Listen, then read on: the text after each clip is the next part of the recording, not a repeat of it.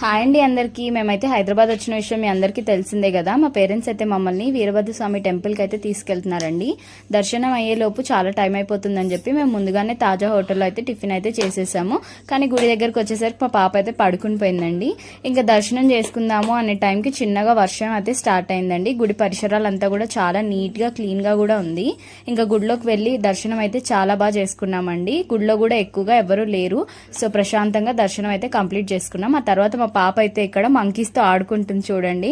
ఇక్కడ ఫేస్ ఎందుకలా డల్గా పెట్టింది అంటే ఉన్న అట్టిపళ్ళన్నీ మంకీస్కి ఇచ్చేయమంటుందండి. ఆ మంకీస్కి అట్టిపళ్ళన్నీ ఇచ్చేసాక కూడా మా దగ్గర ఉన్న ప్రసాదాలు కూడా మంకీస్కి ఇచ్చేయమంటుంది. ఆ తర్వాత మా మదర్ అయితే తనకి చిన్న రొట్టెల పీట అయితే కొరిచ్చారండి. ఎందుకంటే మేము చపాతీలు చేసేటప్పుడు రోజు వచ్చి నేను చపాతీలు చేస్తాను అని అంటూ ఉంటుంది.